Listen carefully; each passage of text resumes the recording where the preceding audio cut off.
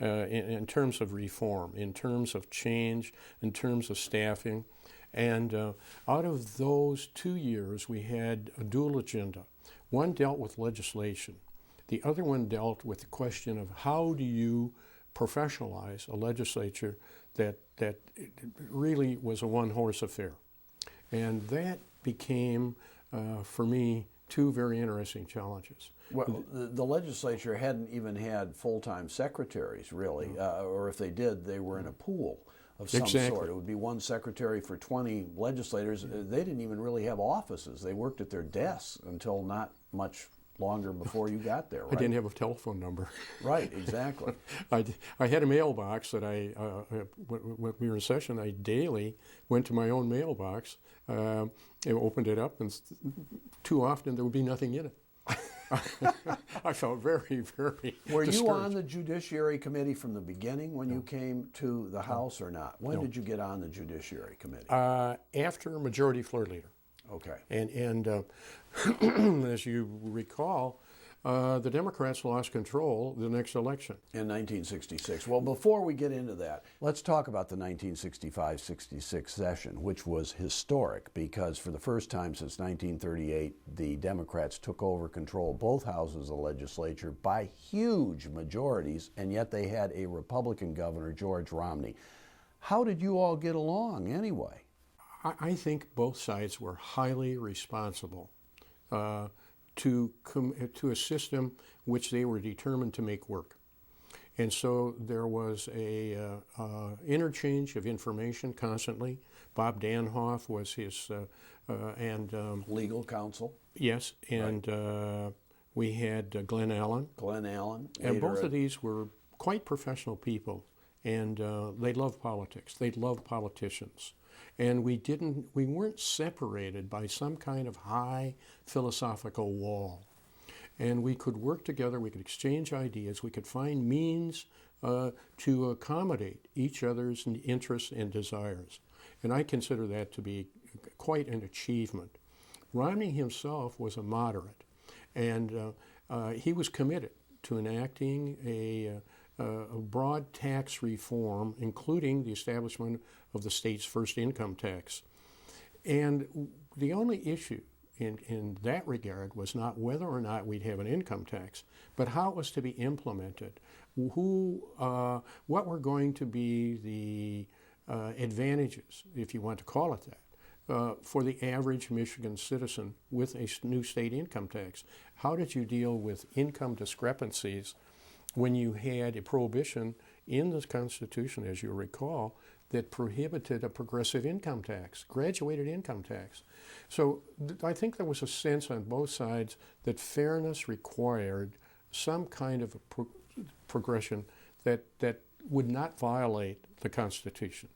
And there were many, I participated in the discussions as Majority Floor Leader with the governor, Bill Ryan, who was the point person for the Democrat caucus on taxes, and Jim Karub, who was my seatmate, and whom I treasured his judgment and knowledge. He was just superb at numbers. He was a computer mind in terms of numbers. Mm-hmm. And he later became a very well-established lobbyist, of course.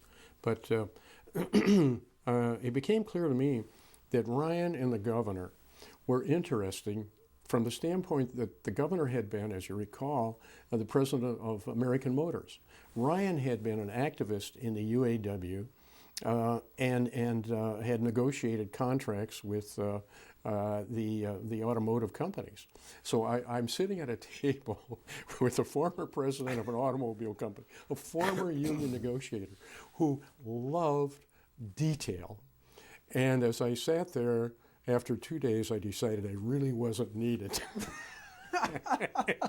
And that the two of them would ultimately come to an understanding and agreement, but to get there was going to take many days. Right. Now, before Ryan became Speaker in 69, really, was when he really first became Speaker. He was Minority Leader in 67, 68. In that 65, 66 section, you mentioned Joe Kowalski. Mm-hmm. Now, Joe Kowalski, what kind of a speaker was he? Joe I must say that when I got to the Congress, which is another story, Tip O'Neill reminded me about Joe. Joe was a great storyteller. He had many friends from his years of service in the legislature on both sides of the aisles. And we had a very progressive agenda, and it sometimes put Joe in a difficult position because some of the lobbyists viewed him as a dear friend who could moderate, perhaps, the Democrat caucus, all of us almost freshmen. Mm-hmm. And many of those 64, if I recall, 63, 64. It was 63-37 was your majority. And so you saw 66. Many of those 63 were new. Excuse me, 73-37. Okay. So you were one vote short of an absolute two-thirds override majority. 73-37. So Joe, we would often discuss issues that were coming up on the agenda, coming out of committee. Right. And in fairness, Joe allowed the committee chairman to move legislation that they felt and the caucus felt was important. And even though, as I said, some of his best friends had some strong opposition in view of the interests that they represented. But Joe was totally agreeable to the concept of opening the legislature up to a new era and a process. And I think he was an appropriate person for that time. It's early 1967, and the former Speaker Joe Kowalski, your caucus leader, dies. Bill Ryan is elected to replace him, and you have a 55-55 tied House, but one of your members, Edie O'Brien, takes a walk or sits on his hands or in any event doesn't vote with you when the Republicans organize the House and Bob Waldron, a Republican, is elected Speaker.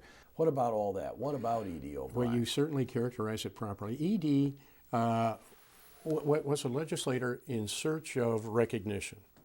And he was a contrarian in many respects. And he and Joe Kowalski did not at all get along. And they were both from Detroit. Both from Detroit. Yeah. Joe represented the UAW labor movement. Edie was not at all enthralled with the UAW. They'd never supported him. And he leaned more towards, he wasn't anti-labor, but he was not pro-UAW, and he was more sensitive to the Teamster movement than anything else. And in those days, there was a clash between the Teamsters and the UAW, both in terms of organization and in terms of organizing workers, and in terms of legislative goals. And Edie spent 2 years in the majority as unrecognized.